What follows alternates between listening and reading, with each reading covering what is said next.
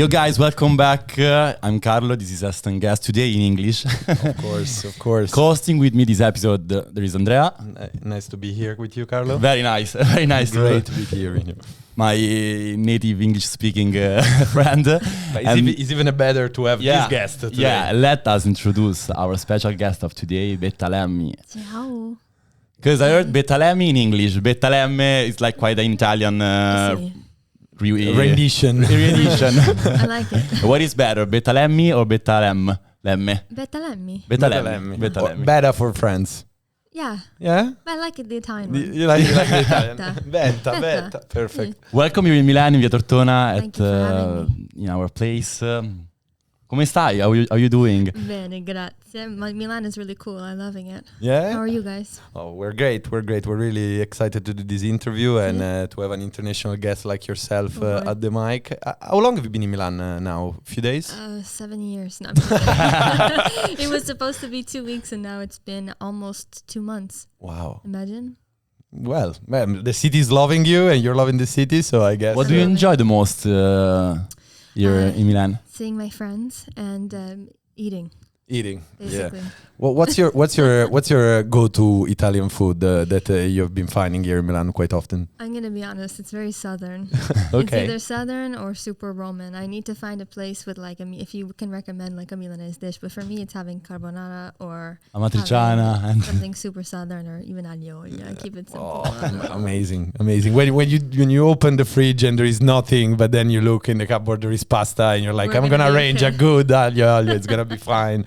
No stress, no pressure. No stress. And honestly, I don't think we get offended because we know that Milan offers many things, but the good dishes are coming from the south. So 100%. keep going with that, and no worries about the cotolettas. No apologies, no regrets.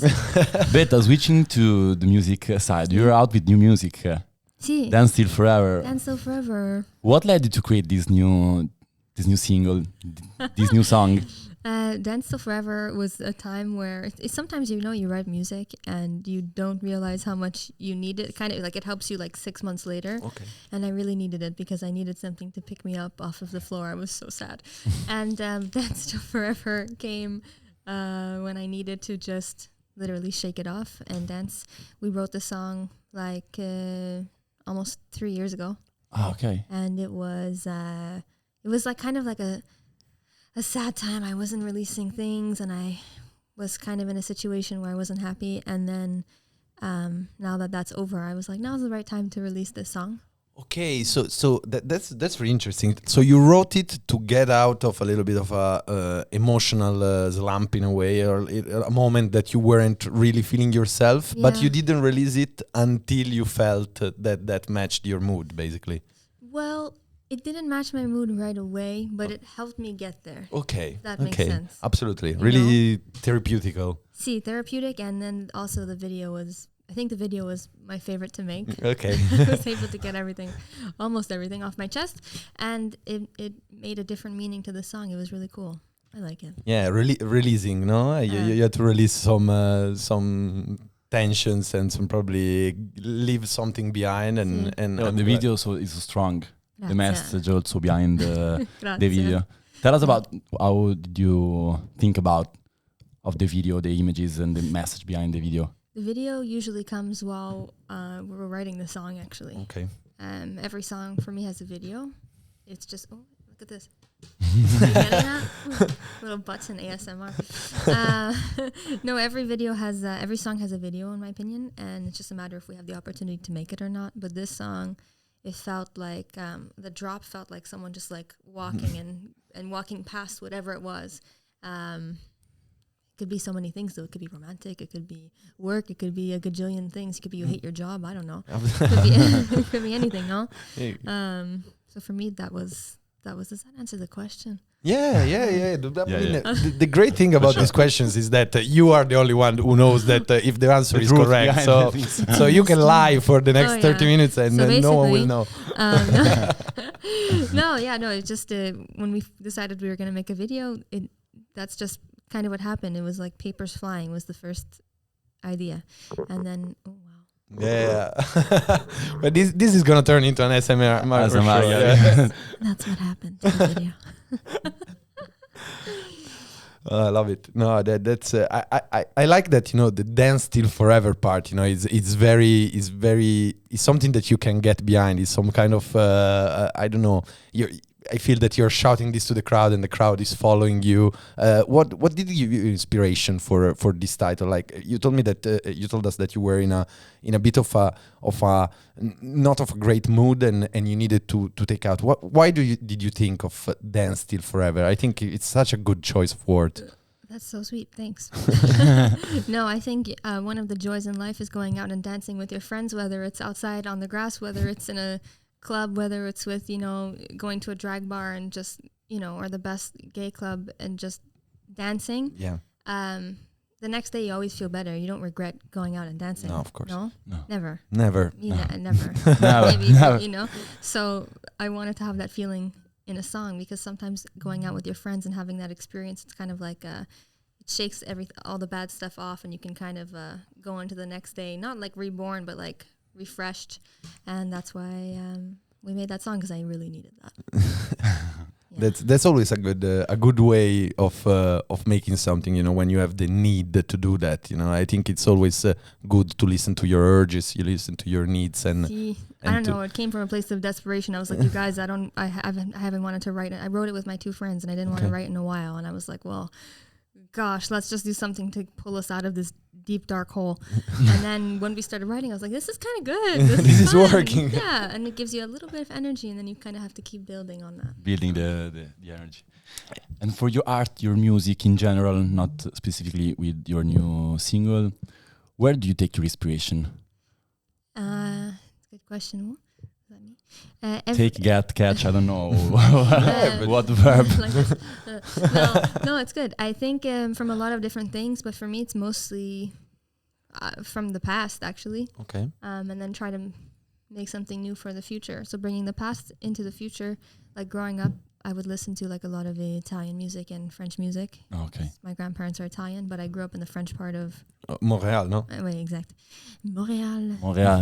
Hello, Montréal. Bonjour, Montréal. Alors, Joe Dassin, Dalida, like a lot of the French greats, and then you combine them with the Italian greats, and those things really inspire me. The super cinematic, a bit of the discos, a bit of the orchestral.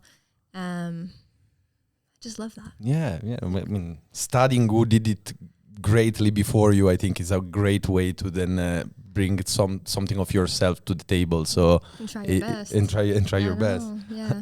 But then you also have like Aqua, and you have ABBA, and you have like the super campy kitsch. I love that. Yeah. So I don't know. It changes, but for the most part, it's really heavily in the past. Whoa. Yeah. That's another thing that you gotta get used to. But in terms of to stick to what Carlo was saying about inspiration, do you have like a kind of your inspiration handbook, like you go to a secluded place where you can watch the sea and listen to the birds chiming that up? Sounds like so romantic. And like an Instagram post. Today I sat by the water. I found myself. Yes. Places and creativity. You know what? I say that, then I mock myself, because I realized one of my songs I actually wrote on a boat in the water, and I was actually inspired. I was like, no, but yeah. So it works. So there you go. Sometimes it does work. It's a cliche, but it works. On the rooftop looking over. Sometimes it's a cliche, but it works because it's distracting. Ultimately you need something that clears your mind, and water clears most people's mind because it's something that you can get hypnotized by the waves, or you get completely distracted by the nothingness. It gets rid of the clutter. See, some people use meditation, some people use water, some people go on boats. But for me, my thing is two things: getting out of your comfort zone, going dancing with your friends, people. Even if it's, I don't know, for me, I like to... Catching vibes, different... I like to stay home. My friends have to push me out, but usually when I go out, I'm like, oh yes, life, now we can write about it. But I like to be, for me, it's just sitting by the piano, honestly. Sometimes it's like one note, but I like just hearing only a piano, or, ironically, being by the ocean. There you go. So a piano by the ocean it depends where your brain is. If you have too much on your brain, I think being surrounded by like nothing. So piano, it's simple. You just have your keys. If you're by the ocean, it's just the water. If you have too much there, you can't have too much around. Yeah, Your safe zone, your creative safe zone. What is your creative place, favorite creative place? I have one. I like to walk and things. Okay. Because I remember reading when I was in high school about Greek philosophers. They would walk, look up at the stars and think. And one of these guys was actually pretty funny. Was severely injured because while he was walking he didn't look down and he fell like in a duel. So I was like, that you might be really absorbed by your thoughts if you don't see a huge hole that you're feeling. And but that kind of works for me. Like I remember when for example during the pandemic we were like forced to do smart working, that walk around the block, circular walk pretending to be a jogger to escape the police. He was and then leave your brain to whatever. Exactly. Hey, this is not a dog. That's oh, sorry, I forgot it. And so that helps for me. What about you? Mine is the bathroom. Okay. I have my best idea in my life sitting in my bathroom. Or having a shower, but the having a shower? Did you say having a shower? All I heard was having a What did you say? I think it was that. I think you got it right. I think so. No, shower or just sitting in my bathroom. Best idea is my life. Yeah. What was the best? What's one example of the best idea of your life?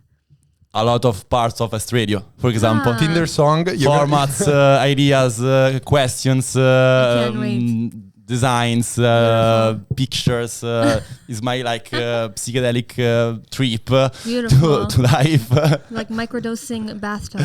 Microdosing bathtub. Wow, that's it's totally me. You got a song title there, I think. Maybe, like microdosing bathtub. Think about it. Think about it. We don't want the credits in that case. Maybe we can write it today.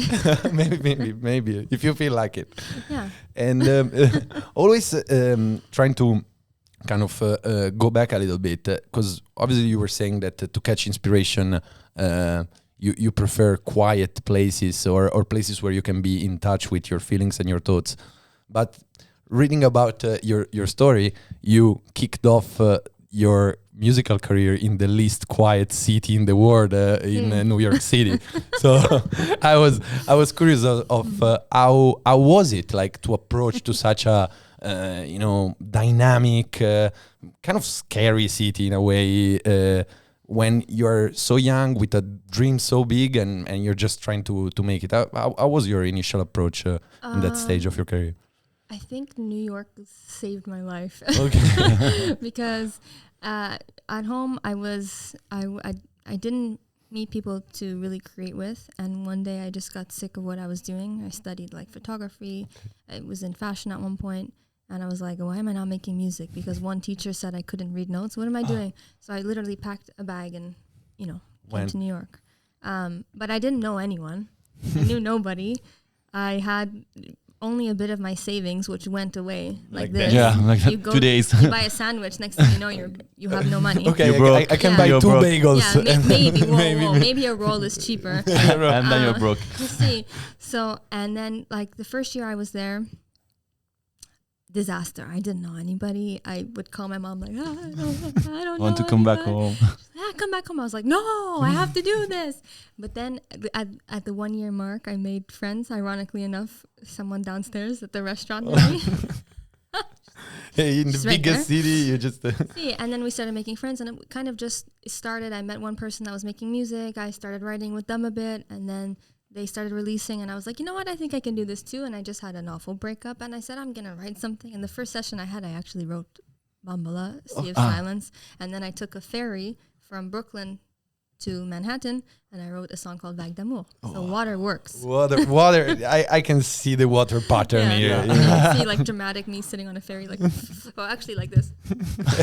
Tapping. See, so it was scary at first, but it was totally worth it because the people there are putting their energy on the line too to have it to just dream, and that was the best decision I ever made because it got me supremely out of my comfort zone. And I was scared the whole time. Going through it, I'm like, this is the worst decision of my life. What am I doing? I'm losing everything. I'm living a nightmare. Yeah, living a nightmare. How am I going to pay rent? Not even rent, a room. A room, yeah. And then And then when you look back, you're like, oh my God, thank God that happened. Oh my God, thank God that didn't work. Oh my God, thank goodness that So it only makes sense backwards. Yeah, when you gain that perspective that all of that events were supposed to happen to get you where you are now. Yeah, and I know it's chaotic, but it can be chaotic, but it can actually be really beautiful because everyone's there to do the same thing. So the energy is like a collective energy of everyone has this dream. And at the end of the day, you can escape to a rooftop, you can go to a park. For me, it was my little mini room the size of a closet that I made like a shelf.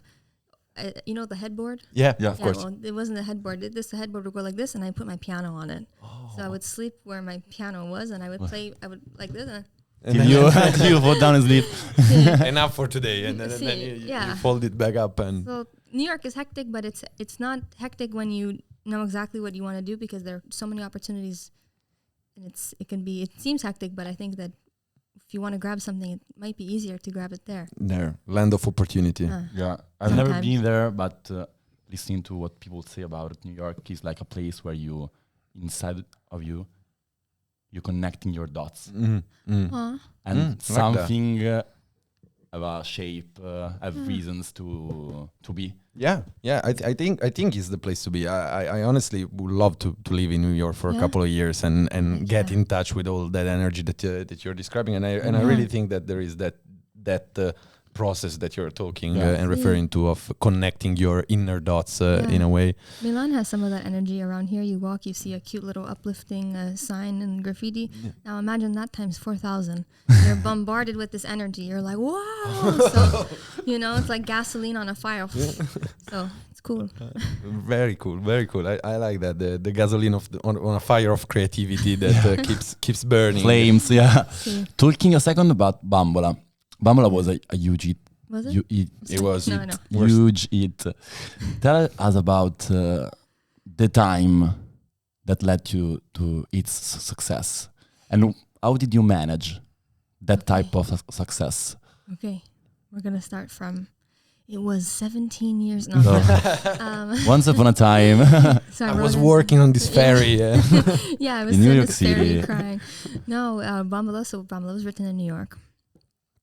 And at the time, I was like, I was listening to a lot of Italian and French music.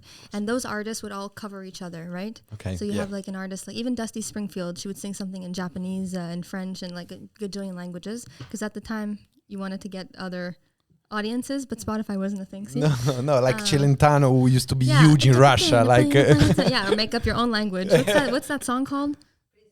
Boom. I still can't say it. But so... At first, people were like, no, it's too many languages in a song, 3 songs. What are you doing? I liked it. We released it. But when that happened, it was interesting because we released it with just a French label. And when it did its thing, and we slowly did like Italy, and then it did its thing, and I was like, wow, amazing.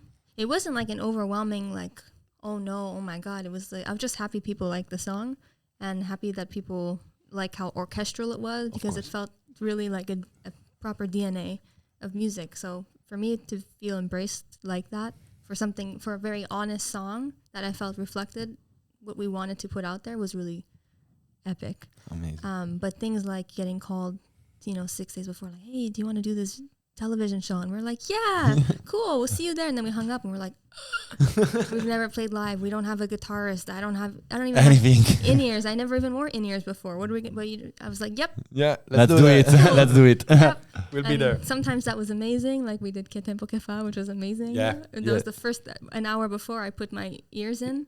And I was like, wow, I can hear myself. Like, In-ear is amazing. And then we had other times where I went on TV. That was a total disaster, which was hilarious. Like we didn't have the monitors. The lyrics went away. We didn't have a sound check. That was live for the nation. I got eaten alive on Twitter. I was like, cool. I only watched that performance like 6 months ago, and I was like, ciao. But for me, it was really, really cool. And it was a good learning experience until you start, other people kind of want to get involved. And sometimes in those cases, you can get stuck in situations. And that's what happened. That's that's so dramatic. It's kind of dramatic, yeah. I'm not going to elaborate on it. But and fast forward 5 years later, Ciao. We are here. Yeah. From Montreal, we say goodbye. Bonjour, Montreal. But I think that in general, success is as a dark side, a dramatic side in every form of it. Yeah, I don't remember which actor told someone. I think it was Jim Carrey or someone. I was just thinking of him. It was Jim Carrey, wasn't it? Yeah, who said everyone that comes to me and is like, my dream is to be famous like you. Is like, why? Like I will give you one day in my skin more than happily, and I'll change your mind because of course there is all the fanfare, the confetti, the glitter and the happiness, I imagine, but there is also that part of not being private anymore in any kind of sort of way. You're a public figure and you don't go back from that, because then everything you do is under a microscope, it's under a media kind of judgment, there is amplification to any little action you take. So I imagine that is something that you have to put yourself into as much as what you put yourself into to create that success in the first place. Yes. For me, it's more the thing I would be scared about the most would be the desensitization of like humanity, in the sense of, you know, sometimes they want to take, people will take a photo with you. They can take a photo, but they never, they just like, they don't actually be like, hey, how are you doing? Can you? Yeah. And then you kind of just become like a robot. Yeah, so that's true.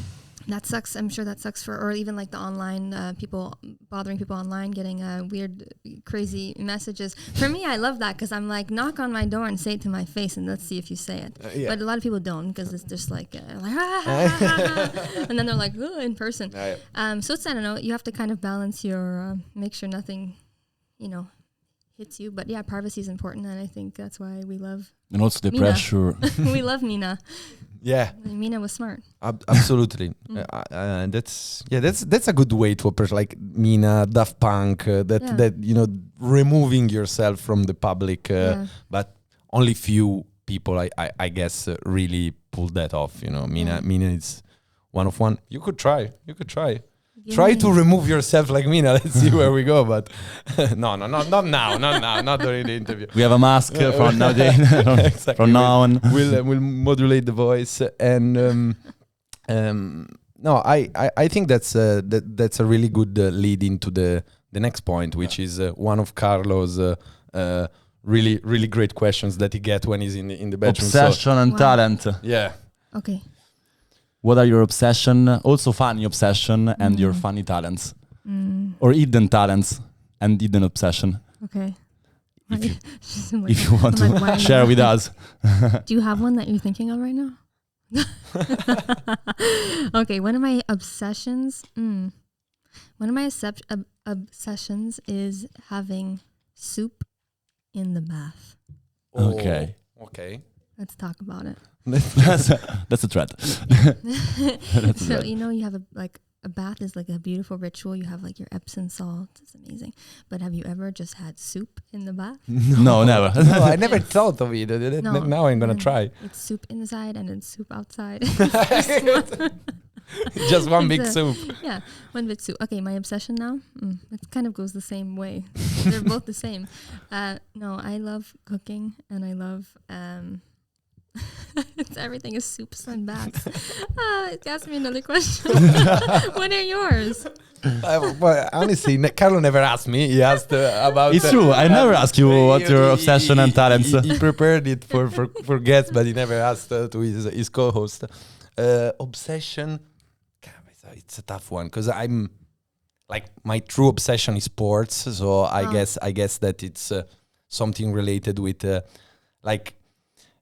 My talent, I guess, is also related to that. Like I've got great memory in terms of like I remember things that I've seen. Like if I've seen something, it's much easier for me to remember. So like a photographic memory. Exactly, photographic memory. So what animal is this?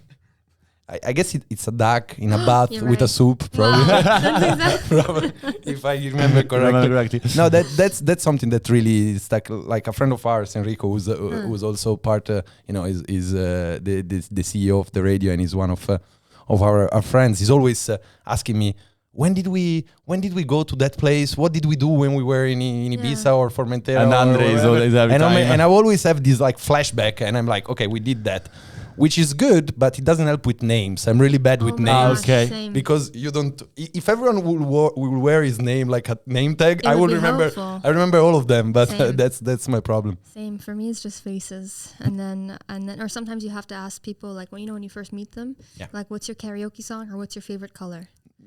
That's No, it works. It works. I promise, because then you associate it. I'm like, Jessica, orange. Oh, no doubt. Don't speak. Perfect. Jessica, how are you? Oh, God. It works. Here we are. Color and music coding for names. That's another achievement that we got today in this interview. That's I think we're doing a great service to the public. And what about you, Carlo? Obsession. No, you see, you always ask. I don't know my talent. Talent. I guess I'm quite the best player of darts Okay. here at Est. Okay. Not in Italy. Okay. That's No. cool. Not in Milan, but in our small small group. circle. Yeah. And my obsession is like every morning I wake up with my piede destro. Okay. So, Right foot. with my right foot. I put my every morning. I put my right foot and then my Is left that like foot. an energy thing? Like, what is that? I think It's it's quite like I think it's almost OCD. Scaraman. Yeah. I think Okay, I think I it get can be in the OCD. Like another thing that I do is like I touch the door three times. There you go. That's You that's know- OCD, I guess. No. Yeah, My everything on my morning routine is like our OCD problem. Everything. Yeah. Honestly, same. I just realized I just said my obsession and my talents are bath and soup. I didn't even think of the talents. Just to be clear, bath time is not my talent. Oh, your talent, okay. No, I think my talent is if you play something on the keyboard Okay. or piano, and I'm turned the other way, I can tell you exactly what key it is. Ah, It's like okay. a pitch thing. Wow. Whatever. So you recognize any key on the keyboard Yeah. without. That's There is a funny video of Charlie Puth, See? the singer, I love him. that Smart. do this the thing. this exercise. See? Like he listens something and then Yeah. chords and then he, Page is hilarious. That's a musical ear that See. does the magic. Yeah. More expected than the bath in the soup, honestly. No, Fair, actually, the fair. soup and the bath, not the soup and- bath in just the try soup. it and then tell me. Yeah, we'll try. I have the shower, which I don't think it's the. It's Okay, for is- shower, have an orange. all right. So specific. Before the shampoo, I guess. Otherwise, it doesn't See, taste great. Yeah, I mean, it's like a natural oil. Okay. Oil. Okay. You go. turning back music. Switching from music. We talked about water for quite a lot, but we love water. What do you look for in every aspect of your artistic process? Good question. Emotionally, That it's not interrupted or influenced by outside Okay. factors. So, like, if someone has an opinion, I'm like, no, I really want it to be this. Sometimes that's great. Sometimes people think it's not that great, but it's what I believe in. When you have to take things out of your does that make sense? She's like, sit. challenging yourself in what you were thinking about. Yeah, it's or like, if you light an your incense, feelings. when you light incense, you have that little smoke. Yeah. Keeping that as like honest as possible, because outside factors, it's like, and the smoke goes everywhere. Yeah. Okay. So trying to keep that as close to you as possible, getting those ideas out, those honest ideas out, and then integrating any other outside Inputs. chatter. Yeah. Yeah. Cool. Very Cool. Very cool. Very cool answer. Thanks. No worries. Feels so serious. Yeah, no, we moved from the fun part to the more serious part, and that's why we wanted to ask something also about something that we really and truly appreciate from you, other than your music, of course, which is your social, emotional, political stand on some really delicate issues of our time. Where did you see that? We saw that everywhere. We got informants. What are you talking about? we have a very, very, very good informants that give us news about our guests. What did I say? Nothing that I do not agree with. So I mean, I'm curious. So no, we were just curious of sometimes we see famous people or people that are in the spotlight, like yourself, escape these kind of conversations because they can in some way reflect on their personal brands. What we feel looking at what you do is that you embrace these conversations, which we find absolutely super cool. Give me an example.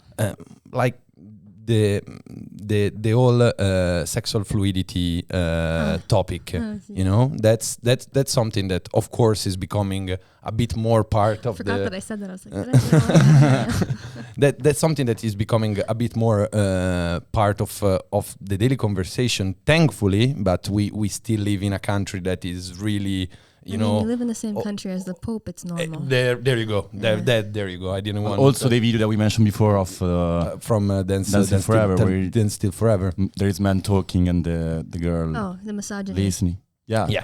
So these kind of things. Okay. Oh, sorry. No, we were just curious. How. Of course, we can feel that they are important to you, and we're grateful that they are because if they were important for more people, it would be probably a better place, the world today. But we were just curious, how do you approach these kind of issues in terms of making a public stand? Because aren't you afraid of the backlash? Does it come natural from you? Also you just using music. worry and what parts plays music in that conversation? Good question. I love that you guys are asking this or that you even want to talk about that because I think it's important that men talk about this more. This is the totally agree. core of the question. Yeah, no, it's super important. I think I don't even know how to answer this because there's so many different parts to this question. For me, it's important to talk about these things, but also it's not like it's natural. It's what I experienced for a long time.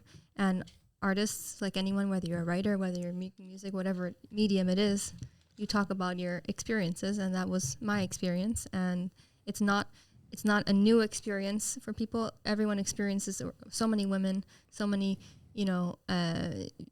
so many different people experience that in any industry. And I'm just fed up of it, and I have nothing to lose. Nobody's holding. I'm not. How do I say? I'm not. C'est quoi le mot? I'm not scared to get in trouble for speaking my mind. That's. Even though I'm whispering. That's the most important thing. Nobody's paying me to be here. I don't have things that are gonna. You know what I mean? Who cares? Be honest. Don't be an asshole. Yeah. Share ideas. Period. Be true. Be true to yourself. Be true to what's important to you. If you had a sister and something happened, what would you do? Would you go? If she couldn't say something, would you say something? Yeah, of course. See. No. So I'm saying, for yourself, you have to do it. Otherwise, the cycle repeats, and then we just die and get reborn, and the same thing happens, and there's no evolution. How boring. How boring. No, and I like that. From your perspective, you just said to us, what if you have a sister? So from your perspective, all the people that can get inspired by your message are kind of your siblings in this way, and you're kind of speaking up for them, which is brilliant. So if they had a bad day and they're on the subway or they're on the tram or they're in their car and they experience something similar and they put their headphones on and they're like, then great, I helped take this much pressure off of their shoulder. Cool. That's the whole point of art. But I think it is important to have somewhat of a social commentary in what you're making. Otherwise, it's just shallow. And we have mirrors for that. Absolutely. Couldn't agree more. Let's see. Lol. LOL. I honestly really. Does that even answer the question? No, it does. Because too many times I've seen people in your position escape that kind of conversation and hiding. Even my favorite sportsman of all time was called Michael Jordan, and everyone knows him. Who? Just kidding. Just kidding. I know you know him. And let's not make this episode about Michael Jordan. But out of the great things that Michael Jordan did, if I have to see one little spot on his brilliant, immaculate CV, is that he kind of shy away from this kind of conversation? You know, you had He was asked. He was asked, and his famous answer was Republicans buy sneakers too, which is really kind of selfish and shallow, as you were saying. When you are in the position to actually impact and inspire positive change, and I'm glad that you're doing it. That's just to. It's the importance of boundaries and your ethics and protecting your humanity. Absolutely. Last question, and then we play games. Who are your idols and your role models, both in political aspects, music, creativity in general, friends, every type of your role models? Friends, both the show and your friends. Like if you want the to see show Jennifer Aniston and your friend. I love Chandler. You know, he's sensitive, but he's always there for his friends, and he works really hard, and he makes everyone laugh. He tries to. Could you be any more perfect? Oh my gosh. But also, like, can you guys just like... I love that show. I love them all. What's not to love about them? Oh my gosh, the ADD is real. I'm like, what's the question? No, for real, what's the question? Your role models, your idols. Role models, yeah. There's a lot. One was my grandmother. Okay. This is completely out of entertainment in the world of. More interesting. Because you'd go to her house and she'd be like, you're hungry? You're like, not really. Okay, well, I made an 8-course meal. Sit down, have fun. Let's play cards. Let's play music. Just like laugh, be the life of the party. Okay. At a wedding, she would, people would be around her. A real superstar. Someone would give them the shirts. Just like, she's like a magnet of joy. And for me, that's the most beautiful thing. Was she on the Italian side? Both Italians. Both Italians. Yeah, so both of my parents and their parents are all Italian, but I was born in Canada. In Canada, of course. And so, like, my first language growing up was Italian, but then I grew up in the French part, and I started responding in English. Then the French overtook us. French. This rivalry never stops. No, but my idols growing up, like it started, it changes. At one point, it was like Dalida. You know the singer Dalida? Yeah. She sang in English, French. She was Italian, but she grew up in France. She actually was born in Egypt. Anyways, whatever. She was really cool. She had a really difficult personal life, but she always persevered, and I thought she was interesting.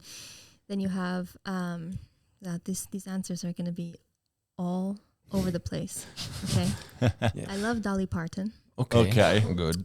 Because her work with the LGBTQ community, her work with helping just people in general, what she donates. Also, Cyndi Lauper, she has an amazing foundation. This is the True Colors Foundation, where she helps LGBTQ plus kids off of the street.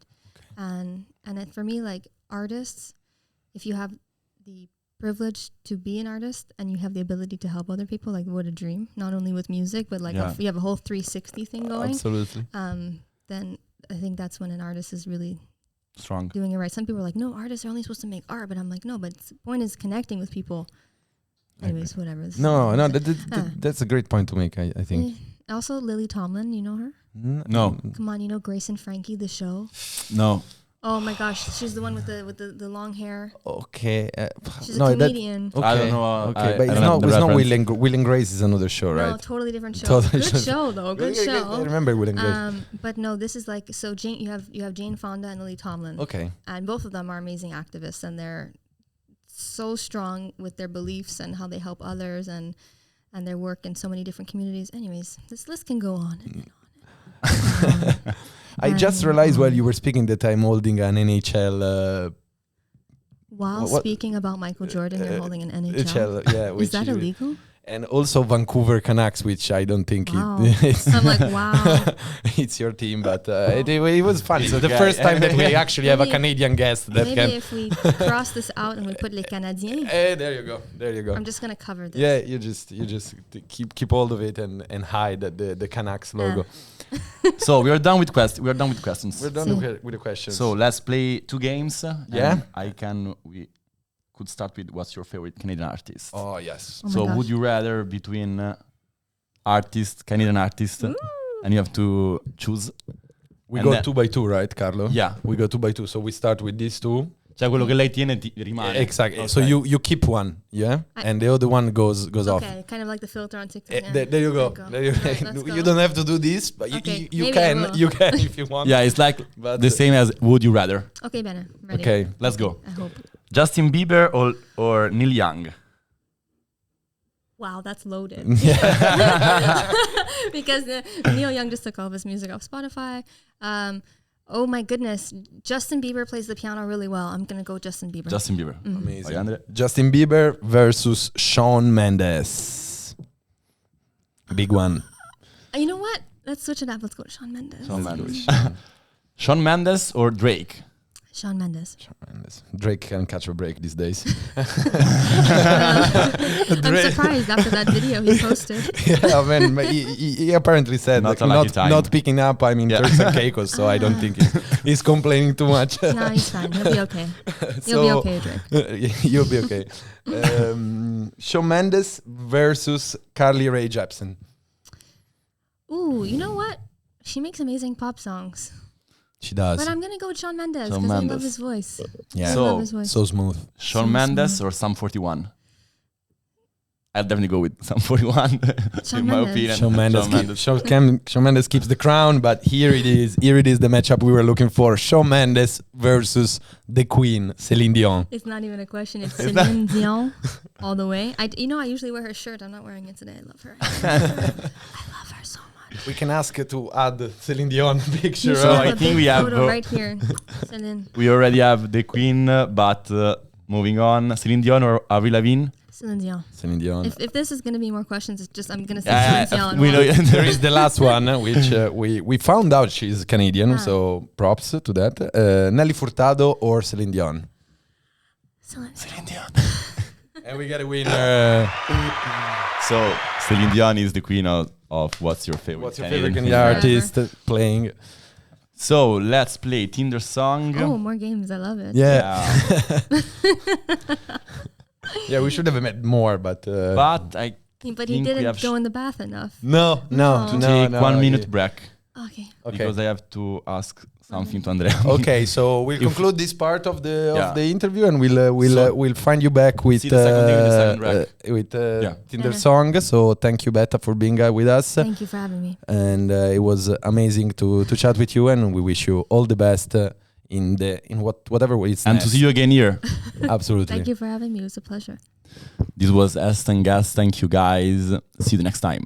Yo. Peace.